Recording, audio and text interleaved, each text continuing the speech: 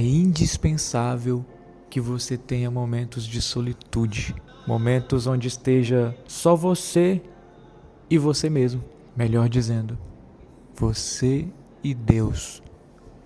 Jesus sempre se retirava em meio à multidão, em meio a tantas coisas para fazer.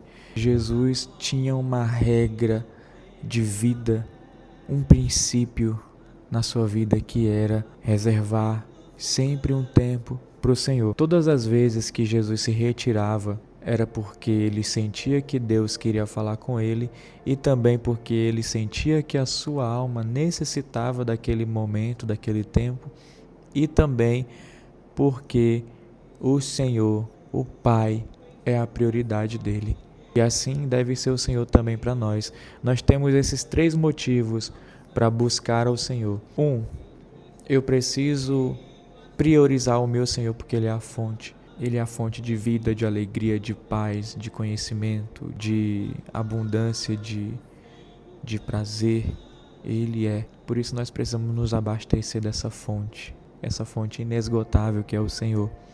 Vai ter momentos do dia, por exemplo, hoje é um dia muito cheio de trabalho, mas eu preciso tirar um momento, nem que seja 5 minutos, nem que seja 10 minutos, para me reconectar, me realinhar o meu coração com o Senhor, não sair da frequência dos céus, não sair do Wi-Fi de Deus, estar conectado com Ele. E quando a gente se reconecta com o Senhor, tudo que parecia um caos durante o dia, tudo que parecia difícil de resolver, começa a ficar muito simples.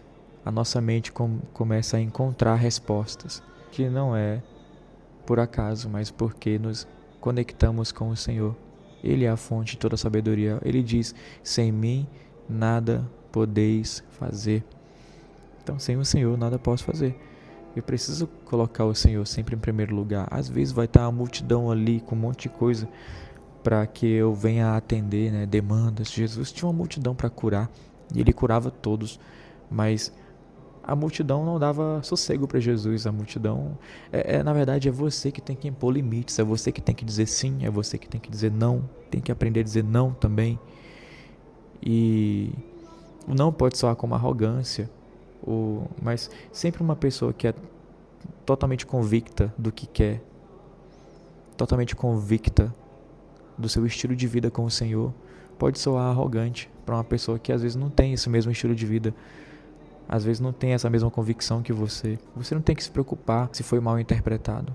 Até Jesus sendo puro, santo como ele foi mal interpretado. Então é vaidade, é perda de tempo eu ficar preocupado com o que vão pensar de mim. Se eu já estou dando um bom testemunho, se eu já estou vivendo uma vida em plenitude com o Senhor ele quer os desconhecidos, ele quer esconder-se para os que o temem, para os que o amam. O Senhor habita num lugar secreto. Enquanto o homem quer ser famoso, quer ser grande, o Senhor se fez pequeno.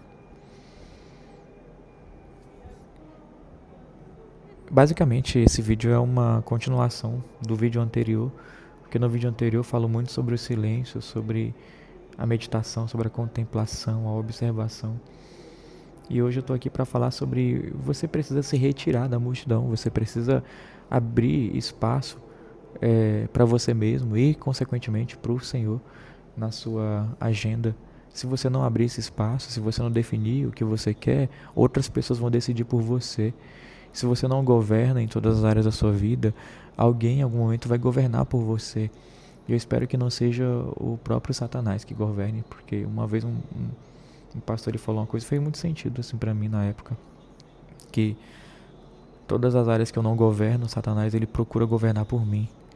Satanás está aí para roubar, matar e destruir. Então, em toda brecha que ele encontrar para tentar nos destruir, ele vai para cima. Mas aqui não, nós temos o sangue de Jesus, nós temos a proteção do nosso Deus. Mas vigiemos, porque nós perecemos muitas vezes por falta de conhecimento. Não o conhecimento do mundo, mas o conhecimento que a gente encontra aos pés do Senhor, ouvindo a sua voz. Ontem eu estava indo para casa e me veio... Eu estava cansado, assim, foi um dia muito cheio. igual tá sendo hoje. E no final do dia, parece que meus neurônios, assim, deram um lapso, assim, parece que eu dei um tilt, assim, tu vai entender. Que eu comecei a pensar assim, eu comecei a pensar no que eu iria fazer quando eu chegasse em casa. Veio, parece que um neurônio lá dos anos 2005, 2003, ressuscitou, assim, e começou a jogar em mim memórias, lembranças, desejos, rotina que eu tinha quando eu era criança. E eu fui indo pra casa, assim, né, passando pela Pedro Neiva, e eu pensei assim, quando eu chegar em casa eu vou jogar Bomberman e eu vou zerar o Bomberman, eu vou um joguinho de Super Nintendo e de PlayStation 1 e desenhar e pintar um quadro e tudo mais. Eu fiquei, na hora que veio isso, como se fosse naquele tempo. Eu falei, meu Deus, que legal isso, essa memória que veio. Eu ainda gosto de fazer isso, mas há quantos anos eu não faço isso? Há quanto tempo eu não faço isso? Porque a gente vai crescendo e as responsabilidades vão batendo na porta e a gente parece que a gente quer ser o salvador do mundo. E eu coloquei uma coisa na minha cabeça: eu não sou o salvador do mundo. Eu não preciso ser, Jesus já salvou o mundo. Então eu não preciso salvar todo mundo, todas as demandas que se baterem na minha porta, atender todos os clientes que baterem na minha porta, porque eu não vou dar conta, eu só sou um. Mas a gente vai crescendo, né? Não sei se você vai se identificar, mas alguém vai. A gente vai crescendo com essa responsabilidade. Você que cresceu trabalhando desde criança, ajudando em casa, você vai crescendo e parece que as pressões vão aumentando, a tensão, a preocupação.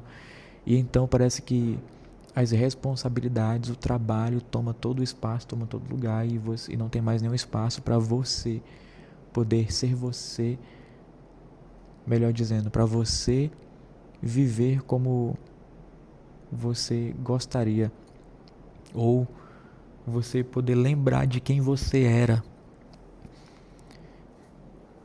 O Lucas gosta de não só gravar e fazer foto, mas gosta de desenhar, gosta de pintar quadro, gosta de jogar videogame, gosta de fazer caminhada só para olhar a natureza, gosta de ver um filme, né? E parece que a vida começa a te puxar tanto que você vai deixando essas coisas. E você vai deixando essas coisas não porque você está amadurecendo, vamos dizer assim, e está buscando outros afazeres, outras coisas, outros interesses, mas porque elas passaram a ser roubadas de você. Então eu te pergunto, você está deixando roubarem aquilo que você gosta de você? Qual foi a última vez que você fez o que você realmente gostaria? Eu te pergunto, o que você gostaria de estar fazendo agora? Talvez você está muito cansado, trabalhando muito, e você pensa, dormir. Não, não. Isso aí não é o que você gostaria de fazer, isso é o que a necessidade está pedindo. Pensa melhor. Volte a sonhar. Volte a executar, é possível. Enquanto a vida é esperança, estamos vivos. Quem não pode, mas eu não posso. Não, quem não pode é quem está morto. Quem não pode é quem já está na sepultura. Você pode sim, você pode fazer o que você quiser.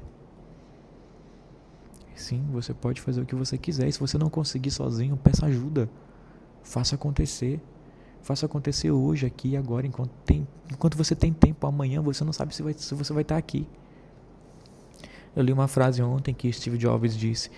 Ele falou que o combustível dele, que fez ele realizar os maiores projetos da vida dele e os sonhos dele, foi ter a convicção e a certeza que ele tem pouco tempo de vida na Terra.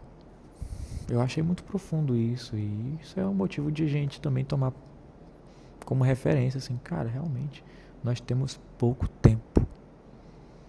Se nós soubéssemos, nós pudéssemos mensurar o quanto nós temos pouco tempo, nós aproveitaríamos mais.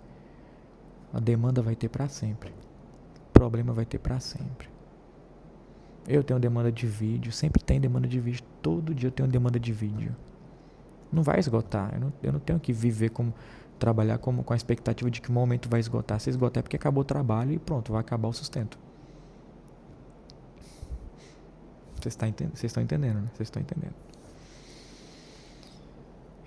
Eu quero cultivar mais esse sentimento que veio ontem.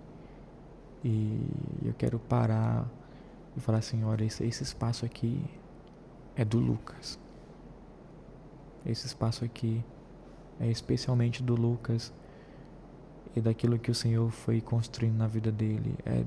Esse espaço aqui é do Lucas e do Senhor. Esse espaço aqui é do Lucas e da sua família. Esse espaço aqui é do Lucas e dos seus amigos. Esse espaço aqui é só do Lucas. Retire isso da multidão. Multidão de demandas, multidão de pensamentos, e realinhe seu coração. E coloque ali algo que você goste muito de fazer. Antes que você perca para sempre e perca a sua própria identidade. Antes que você adoeça de uma ansiedade ou de uma depressão. Porque é muito ruim você querer fazer o que quer, o que gosta, e não poder porque sempre tem uma demanda e uma responsabilidade. Mas eu te digo, nunca vai acabar. Demandas e responsabilidades não acabam.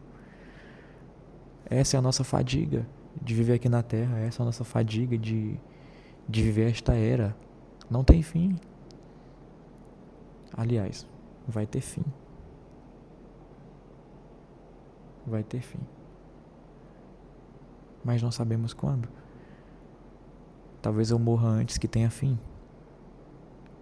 Então eu preciso dosar a minha vida. Eu preciso viver com responsabilidade. Resgate a criança do seu interior. Não a criança imatura, a criança beleléu imatura, não, menino do buchão. Mas a criança que sonhava.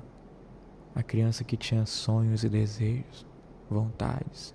Eu sei que o Espírito Santo está falando contigo. A criança que sorria facilmente. A criança que, para ela, a vida era pura, era bela, era linda. Está escrito que o Senhor purifica nossas consciências. O Senhor purifica. Para os puros, todas as coisas são puras. E o reino de Deus é dos pequeninos. Deixa o Senhor tocar o seu coração. Reavive o pequenino que está em ti. E seja feliz.